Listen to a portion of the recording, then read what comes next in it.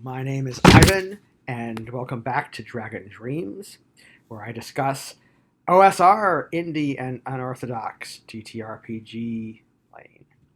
So today I'm going to talk about wilderness random encounters. Stay tuned.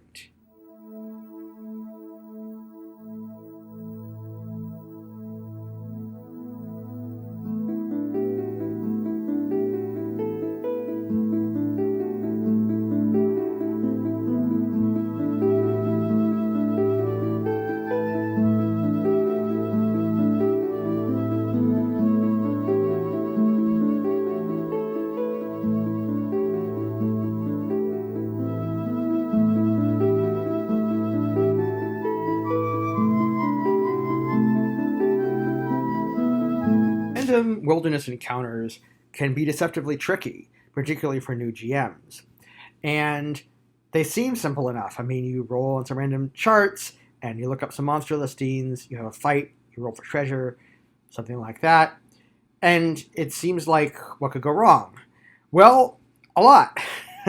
um, so, by the way, I'm not talking about hex crawls here. I mean, obviously, like hex crawls are kind of random encounters are kind of part of a hex crawl.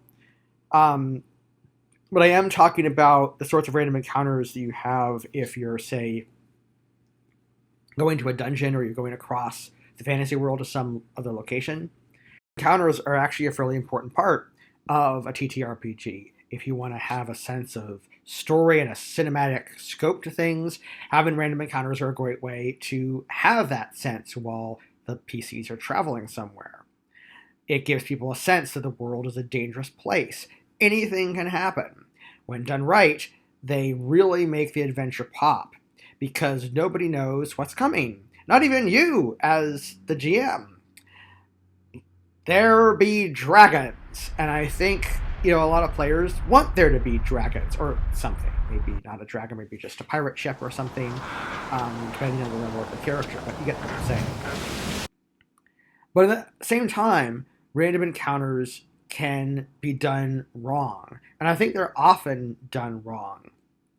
And this can seriously cause the narrative sweep of a campaign to drag immensely.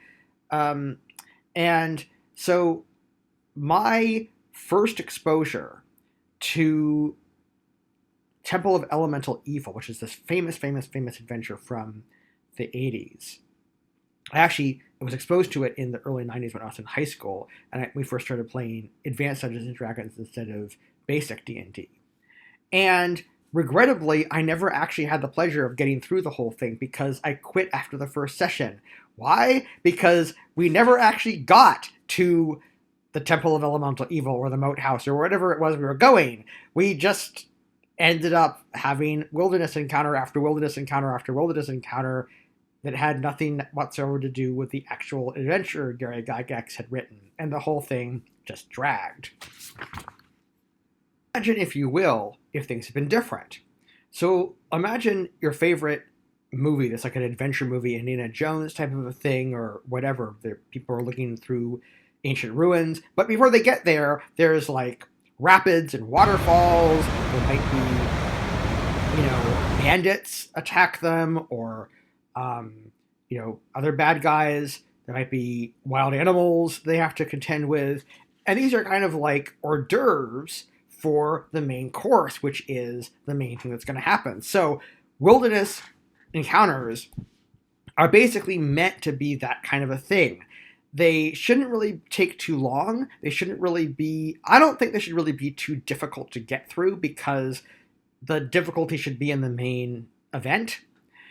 And so I want to give you some tips and tricks for how to make them exciting, cinematic, keep on going with the storytelling, and not be something that bogs down your campaign. 1. Roll your wilderness encounters ahead of time. This may sound like cheating at first until you realize there's no actual mechanical difference. There is, however, a huge difference in pacing of the story. So rather than making your characters wait while you roll up on 10 different charts, as I said, etc., roll them ahead of the game. And then you'll have this clear idea of like, okay, when they get to this hex, they're going to get ambushed by bandits or whatever it is, right? You have some opportunity to think, do they fit into the story somewhere? Like maybe they're working for the evil drow in the dungeon who's raiding the village with his orcs, or not. It gives you an opportunity to customize their treasure. Like if you're in a land where it's really common for people to wear rings on all their fingers, like maybe you rolled up some jewelry on the treasure chart and you decide those are rings because, like you had the time to think about how it's going to fit in with the story. And I also would say the way to do this is, first of all, go through the route that you think the PCs are most likely to take and roll for each hex ahead of the game to see if there's a random encounter there. Then roll for the terrain of that hex, go through that whole process ahead of the game, and have that ready so that you know, okay, when they get to this particular forest hex, this thing's going to happen. The second way to do this is, since when have players actually done what you thought they were going to do, right? Like they may decide, of course, they're not going to take the main road to the dungeon. That would just be silly. They're going to go through the mountains, come out the dungeon sideways or something. And as you go, oh, great, they didn't do what I expected. That's okay. I got you covered for that as well. Before the game, the other thing to do is make a list of all the different types of terrains they can go through, like mountains, for example, and roll up a random encounter for each of those terrains. And then, if they decide to go off route, you can pull that out. You roll as you normally would for each hex. Like usually it's like you roll a d6, and if you roll a 1, there's a random encounter. So you do that in game, but then if they're in a mountain hex, you pull out the mountain thing, right? And another thing that's nice about rolling ahead of time is that you might tweak things just a little bit to kind of make them make more sense. Like, I just recently ran a session where my characters are traveling cross country, and I rolled in game because it happens. And I hit, like they're in like the halfling country, and I was trying to make it all idyllic, like the Shire and everything. And then I rolled bandits, and I kind of thought, I don't like the idea of a bunch of hobbits being bandits. That's kind of creepy. And it's not the sort of creepy that I want. I don't want to ruin the Shire. So instead, I realized the hex was almost to the hilllands that are on the border of this country. And I thought, well, if I just shove it one hex up so that it's in this mountain pass, then it could be humans from the neighboring country who are raiding people going in and out, like they're raiding merchant caravans or something. Number 2, only spring one encounter per journey. Now, I'm not talking about a long overland journey going from one country to another. Like, if you do that, then of course, I think the players are going to want to have all those dangers. But if it's just, you're in a single session, you want to get to the dungeon, you don't want to spend more than like an hour tops on getting to the dungeon, you want to get on with the action, I would say just do one. And once they've hit that encounter, then don't roll for random encounters anymore. If your players wise up and start going, oh, gee, we had that one encounter, well, we don't have to worry anymore, then start springing more encounters on them. But, until then, one's enough, because I think more than one tends to bog down the story. Number 3, be fair as opposed to being balanced. So, there be dragons. If your players want there to be dragons, I'll have you know that I've been running BECME recently, and in the BECME random encounters table, for every single terrain type, there's a 1 in 8 chance of encountering a dragon. So, you want there to be dragons? There are dragons. What I'm trying to say is, not all of your encounters have to be monsters that the PCs can fight. So, if they meet a pack of wild wolves, they can throw meat to get the wolves to go someplace else. Or the cleric could cast Speak to Animals if they're high enough level for that, and convince the wolves that they're a type of hard shell humans who aren't very fun to eat because they have this armor stuff on. And there you go. Not everything necessarily has to be about the PCs. Like, one thing that I've done in the past is I rolled a dragon and I went, okay, you see this herd of deer and a shadow passes over you. You look up and you have never seen this thing that you've only heard about in stories from the bards. You never thought in your life that you would behold such thing and cower before it. The huge bat wings beat the air. Its serpentine coils fly toward the herd. The dragon flies out of the sky, breathes on the herd of deer, completely incinerates them, and picks one up per claw and flies away. Okay, that's going to scare the hell out of your players, particularly if they're low level, but it gives them the sense that the world's this dangerous place. Now, that might not be for everybody. I mean, I like it, and I think my players tend to like it. I think when I've done it in the past, people sort of thought that was kind of exciting and scary, but exciting. And, some players may also be like, oh my gosh, like, we're not prepared for this. You're throwing stuff out at us, we can't deal with it. And, you have to kind of say, no, guys, I'm not really going to have a dragon attack you. Don't worry. But if you want to tone that down a little bit, you could just make it be something to where, maybe it's some monster that they're likely to have trouble with if they fight, but there might be some obvious way to deal with it. Okay? And I think that makes things a little bit more organic. It feels like you're in this real, living, breathing, dangerous fantasy world rather than you're in this forest that somehow magically knows to only summon kobolds if you're first level. Number 4.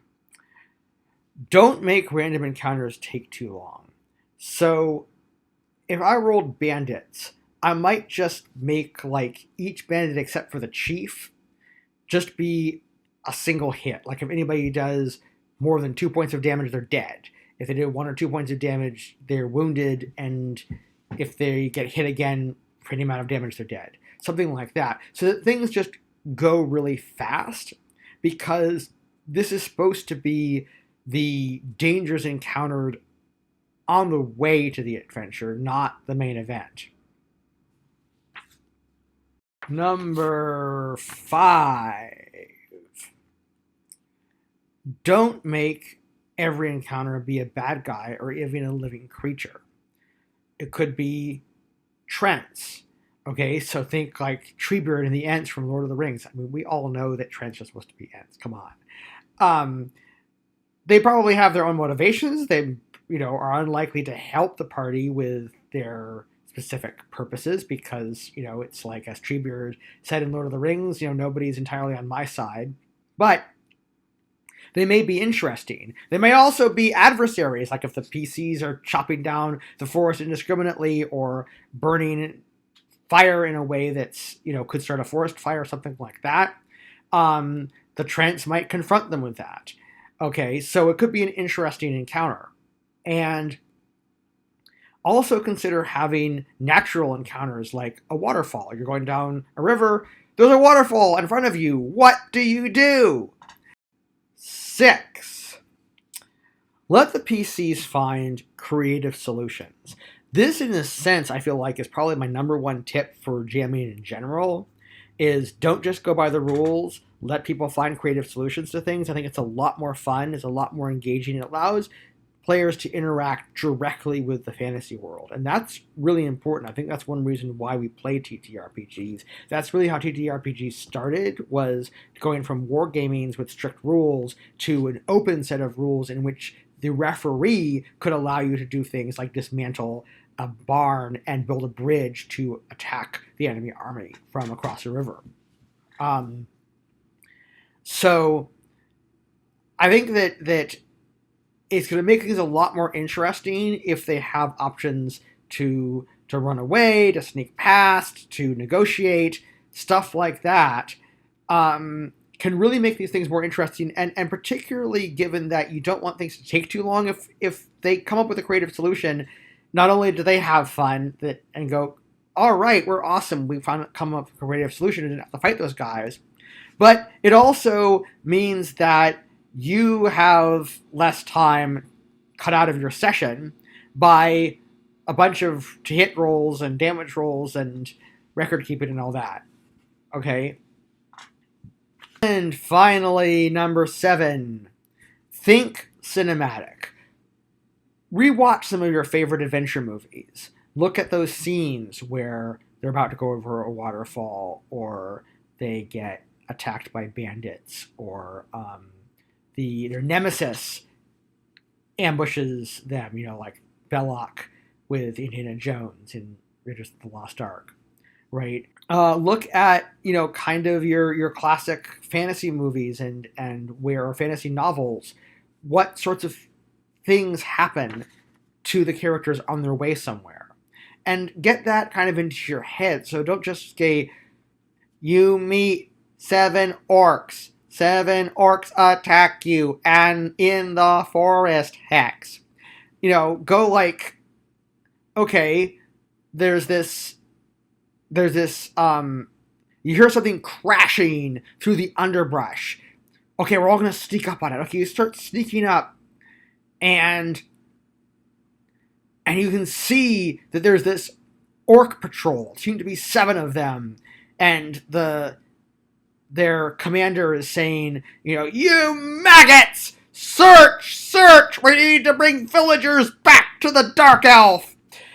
And then go like, what do you do? And they say, okay, we're going to sneak up on them. And they're like, okay, everybody make a stealth check or something. And, you're at disadvantage if you have metal armor or whatever it is, however it is you resolve that in your game. And be like, okay, one of you failed. You step on a stick and it cracks, and another of you failed. Okay, a rock rolls away. The orcs see you. They turn at you and they're like, ah! Humans! An elf and a dwarf! Kill them! And they notch arrows to their bows. What do you do? That's so much more exciting. And you've tied it in with, I'm imagining there's a main plot involving a dark elf, and you've kind of tied it in with that. Maybe their patrol is actually from the dungeon. There's so much more of a cinematic sense to that than the first one that I did. And if you think about it, any given encounter can have this drama to it. All right, so that's it. Those are my tips. I hope those really help you in making good random encounters. I hope if you're a new GM, you'll find this inspiring, and you'll find that it ups your game that you're running. I hope that if you're an experienced GM, you may have some new ideas. You may disagree with me. I mean, I'm open to debate, and I think there's different styles. There's different ways to GM. Different players like different kinds of things. So, there's no one right answer to this, but those are my thoughts, and I look forward to hearing from you in the comments.